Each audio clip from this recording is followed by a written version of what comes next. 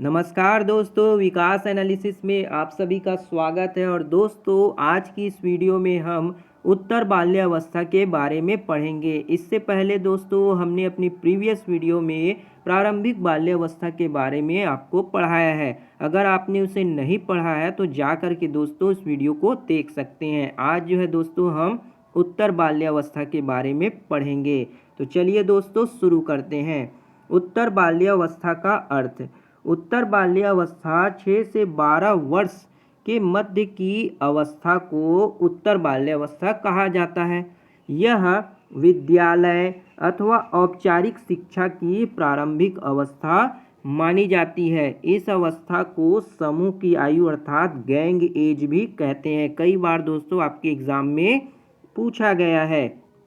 कुछ लोग इस आयु को चुस्ती अथवा स्फूर्ति की आयु या फिर स्मार्ट एज भी कहते हैं। इस अवस्था को कुछ मनोवैज्ञानिकों ने गंदी आयु अर्थात डर्टी एज भी कहा है। इसे भी दोस्तों एग्जाम में पूछा गया है कि गंदी आयु किस अवस्था में होती है, तो वो उत्तर बाल्यावस्था में कहा जाता है। इस अवस्था को मनोवैज्ञानिकों ने निर्माणकारी अवस्था भी कहा है। इस अवस्था को उत्तर बाल्यावस्था को निर्माणकारी अवस्था भी कहा है।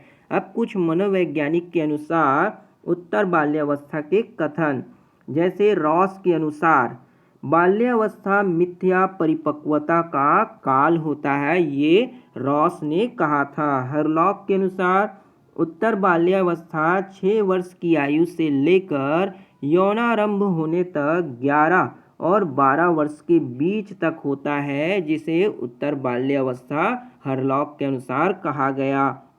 अगले जो मनोवैज्ञानिक हैं ब्लेयर, जोन्स एवं सिम्पसन के अनुसार शैक्षिक दृष्टिकोण से जीवन चक्र में बाल्यावस्था से अधिक महत्वपूर्ण और कोई अवस्था नहीं है। जो अध्यापक इस अवस्था के बालकों को शिक्षा देते हैं उन्हें बालकों की उनकी आधारभूत आवश्यकताओं की, उनकी समस्याओं की और उनकी परिस्थितियों की महत्वपूर्ण जानकारी होनी चाहिए, जो उनके व्यवहार को रूपांतरित और परिवर्तित कर सके। अब आगे देखते हैं दोस्तों उत्तर बाल्यावस्था की विशेषताएं।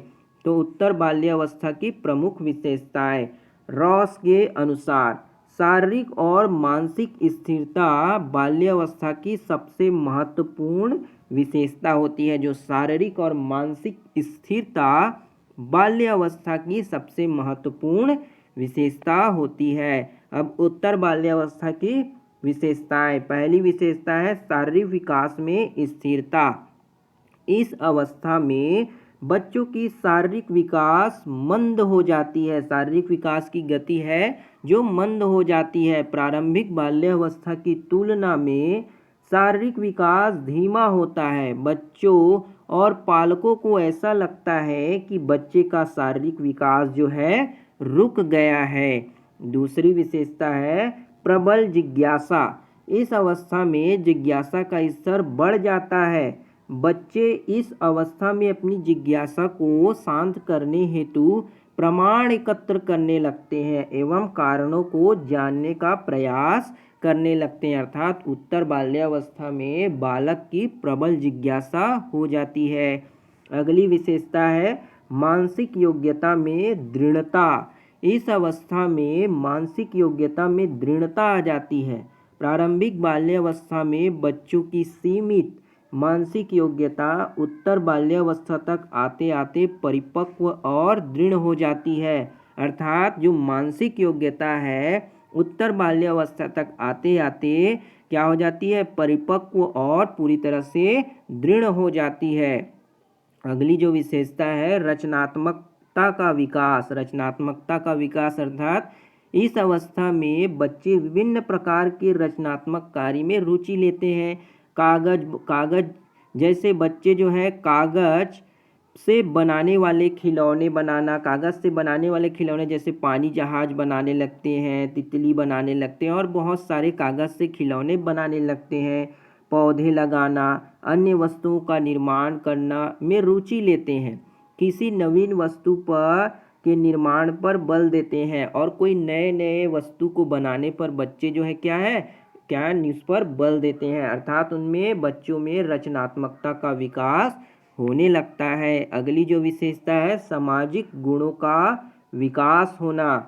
उत्तर बाल्यावस्था में सामाजिक गुणों का विकास तेजी से होता है। उत्तर बाल्यावस्था में सामाजिक गुण का विकास बच्चों में बहुत तेजी से होता है। बच्चे समूह में खेलना अधिक पसंद करते हैं।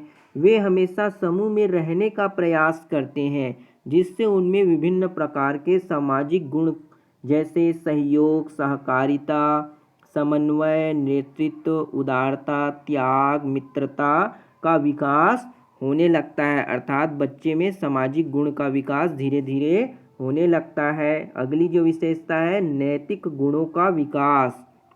इस अवस्था में बच्चे विभिन्न प्रकार के नैतिक मूल्य से परिचित होते हैं तथा उनको अपनाने का प्रयास करते हैं, जैसे सत्य, ईमानदारी, परिश्रम करना, कर्तव्यनिष्ठता, शिष्टाचार। ये सभी नैतिक गुणों का विकास होने लगता है। बच्चों को समूह में सम्मान भी प्राप्त होने लगता है, जिससे अन्य बच्चे इन गुणों को अपनाने का प्रयास करते हैं। उनको देखकर दूसरे बच्चे भी इस सब गुण को सीखने की कोशिश करते हैं। अगली जो विशेषता है संवेगात्मक नियंत्रण का विकास, अर्थात बच्चे इस अवस्था तक धीरे धीरे विभिन्न प्रकार के संवेगों पर नियंत्रित करना सीख जाते हैं। समय एवं परिस्थिति के अनुसार अपने संवेगों का प्रदर्शन करने लगते हैं, अर्थात इस अवस्था तक बच्चे जो है किनसे कैसे बात करना है, कब अपने संवेग पर नियंत्रित करना है, ये सभी धीरे धीरे वो सीख जाते हैं। अगली जो विशेषता है दोस्तों संग्रह प्रवृत्ति। संग्रह प्रवृत्ति अर्थात इस अवस्था के बच्चों में संग्रह की प्रवृत्ति अधिक देखने को मिलती है। वह अनुपयोगी वस्तुओं को भी बहुमूल्य वस्तु के रूप में सहेज कर रखते हैं, अर्थात जो वस्तुएं काम की नहीं होती उनको भी बहुमूल्य मानकर उनको जमा करने लग जाते हैं, जैसे खिलौने, लोहे के सामान, कांच के टुकड़े, पत्थर के टुकड़े, माचिस की खाली डिब्बी, विभिन्न प्रकार के खाली डिब्बे, ये सबको वो जमा करने लग जाते हैं, अर्थात उत्तर बाल्यावस्था में बच्चों में संग्रहण करने की प्रवृत्ति विकसित होने लग जाती है। अगली विशेषता है सामूहिक खेलों में रुचि। उत्तर बाल्यावस्था में बच्चे में व्यक्तिगत खेलों की तुलना में सामूहिक खेल जैसे कि क्रिकेट खेलना, दौड़, छूना, आँख मिचौली खेलना, फुटबॉल खेलना इत्यादि जो है सामूहिक खेलों में अधिक रुचि लेने लग जाते हैं, अर्थात उत्तर बाल्यावस्था में बच्चे सामूहिक खेल खेलना ज़्यादा पसंद करते हैं। सामूहिक प्रवृत्ति का विकास। इस अवस्था में बच्चे में सामूहिक प्रवृत्ति का विकास होने लगता है। प्रत्येक बालक किसी न किसी समूह के सदस्य अवश्य बन जाते हैं। इसके साथ ही उस समूह के प्रति जवाबदेह भी हो जाते हैं। कभी कभी समूह के लिए संघर्ष भी करते हैं, अर्थात अपने ग्रुप का पक्ष लेने लगते हैं। वे समूह के स्थायी महत्वपूर्ण सदस्य बनने का निरंतर प्रयास करते हैं, अर्थात वह अपने समूह का मुख्य बनने की हमेशा कोशिश करते हैं, अर्थात सामूहिक प्रवृत्ति का विकास जो है उत्तर बाल्यावस्था में होने लगता है। अगली जो विशेषता है आत्मनिर्भरता का विकास। इस अवस्था में बच्चों में आत्मनिर्भरता का विकास होने लगता है। उत्तर बाल्यावस्था में बच्चों में आत्मनिर्भरता आने लगती है। बच्चे विभिन्न प्रकार के दैनिक आवश्यकता एवं कार्यों की पूर्ति स्वयं करने लगते हैं, अर्थात अपना काम जो है उत्तर बाल्यावस्था में बच्चे स्वयं करने लगते हैं, जैसे अपने हाथ से खाना, कपड़े पहनना, नहाना, स्कूल बैग को सजाना, ये सभी काम जो है उत्तर बाल्यावस्था में बच्चे स्वयं ही करने लगते हैं, अर्थात उसमें आत्मनिर्भरता का विकास होने लगता है। उत्तर बाल्यावस्था में बच्चों के शारीरिक विकास की गति भले ही मंद हो जाती है, लेकिन मानसिक एवं विभिन्न प्रकार के सामाजिक गुण की गति में वृद्धि होती है। इस अवस्था में बच्चे बहुर्मुखी होने लगते हैं। ये बहुत इंपॉर्टेंट है दोस्तों, कई बार पूछा गया है कि बच्चे किस अवस्था में बहुर्मुखी होने लगते हैं, अर्थात उत्तर बाल्यावस्था में बच्चों में बहुर्मुखी गुणों का विकास होने लगता है। बच्चे संवाद करते हैं, समूह के नियमों के अनुसार आचरण करते हैं। वास्तव में देखें तो इस अवस्था में बच्चों वास्तविक समाजीकरण की ओर अग्रसर हो जाते हैं। उत्तर बाल्यावस्था में बच्चे जो है वास्तविक समाजीकरण की ओर अग्रसर होने लग जाते हैं। तो ये थी दोस्तों आपके उत्तर बाल्यावस्था के अर्थ और विभिन्न मनोवैज्ञानिक के अनुसार उनके कथन और उत्तर बाल्यावस्था की प्रमुख विशेषताएं। तो आज की इस वीडियो में दोस्तों बस इतना ही। अगर वीडियो बढ़िया लगा हो तो लाइक ज़रूर कीजिएगा, शेयर, सपोर्ट और सब्सक्राइब जरूर कीजिएगा। इसका नेक्स्ट पार्ट जो है दोस्तों हम बहुत ही जल्दी लेकर आएंगे, इसके बाद ये पूरी तरह से ख़त्म हो जाएगा।